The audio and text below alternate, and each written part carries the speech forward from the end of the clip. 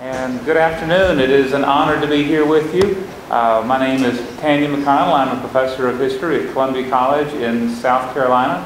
And I see that we have a lot of enthusiastic supporters here watching you perform today. I'll ask my colleagues to introduce themselves. Good afternoon, Oregon. I'm Elon Bludinger. I live in Washington, D.C. I'm fourth year judging on the Nationals, and I chair the board of trustees at the Washington International School. Welcome. Hi, Oregon. My name is Sue Gleason. I'm a mediator arbitrator in Salem. Would you introduce yourselves, please, and your teacher? Good afternoon, judges. I'm Kaya Austin, captain of Unit 1, which addresses the historical and philosophical foundations of the American political system. Our coach is Stephen Griffith and Jennifer Dresitis, and our teacher is Mr. Swinehart. And our principal is also here, Ms. Amy Chapman. Thank you so much for being here. Welcome. My name is Laura Eckstein. Good afternoon. I'm Dylan Gaddy. Hi, I'm Hannah Hill. Afternoon, judges. I'm Will Emmons. Hello, I'm Albert Yang. Thank you for being here today. Thank you. Well, let's begin. Obviously, you know the question, but let's hear it anyway. This is Unit 1, wherein we ask about the philosophical and historical foundations of the American political system. And the question that is for discussion: why was the history of the Roman Republic both an example and a warning to America's founding generation? Why do you think the founders chose a republican or representative government rather than other known forms of government? In Federalist 39, Madison argues that it is essential to such a republican government that it be derived from the great body of the society, not from an inconsiderable proportion or a favored class of it. Do you agree or do you disagree, and why? Please begin. When the founders freed themselves from English monarchy, they sifted through history for examples of democracy.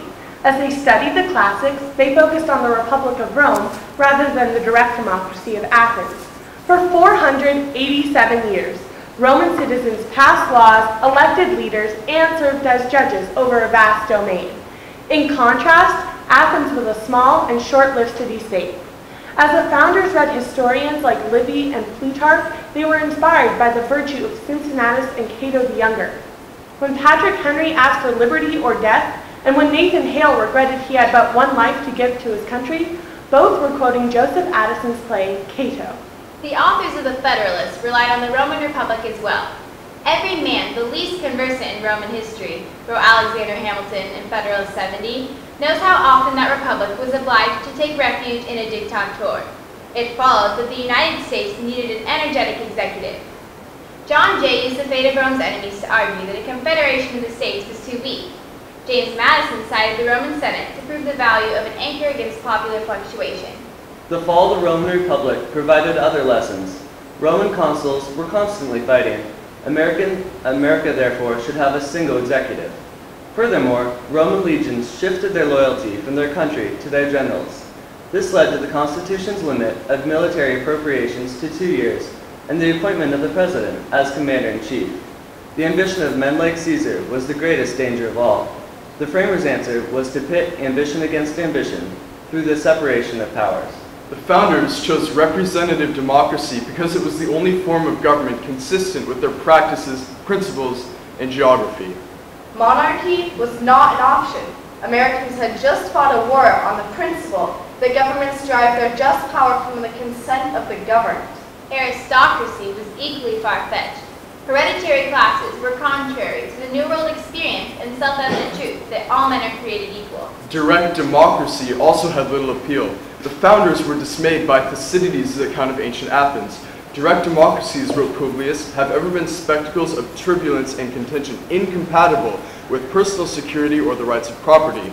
It was also impossible given America's size. All that would result from the travel on horseback required to legislate, in the words of Catherine Jinker Bowen, were tired buttocks and an empty purse.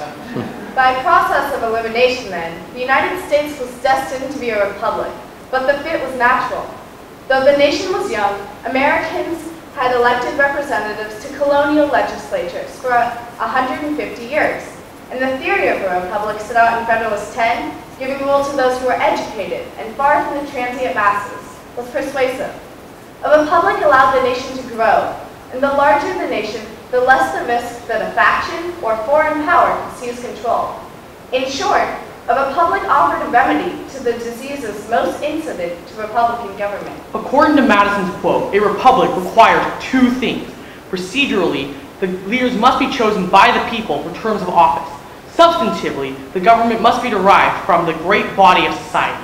While America has always had elections, we disagree that elected officials have always represented a cross-section of society. Only 7% of Americans could vote in 1787. It took the age of Jackson, 4 amendments in the Voting Rights Act of 1965 before more than half of our adult population could vote. Even today, the faces in government do not reflect the franchise, but this is rapidly changing. If Madison were to come to Congress today, he would still find white men of wealth. He might be surprised, however, to find that last month's healthcare legislation was passed because of a female speaker and a black president.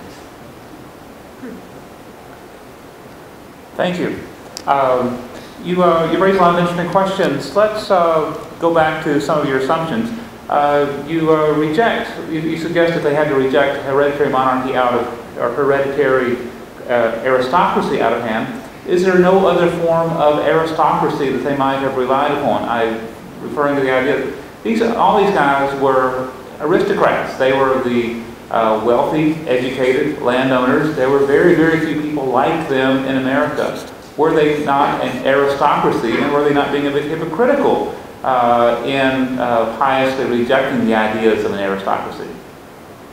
I believe that at first, when America first set out, they were really an aristocracy because, as you said, the people in power were rich, they were white, and they owned land. However, when Andrew Jackson came to the presidency, you would find that he came from the woods and that he was relatively poor when he grew up. And at this moment, when the office of the president was occupied by someone who wasn't rich and owned land, then you find that the early American aristocracy had disappeared in a new age had begun.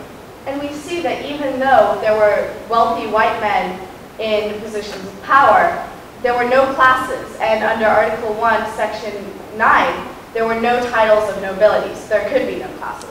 However, John Adams still thought that he had created an aristocracy when the Senate was originally made up of people elected from the state legislatures rather than directly from the people.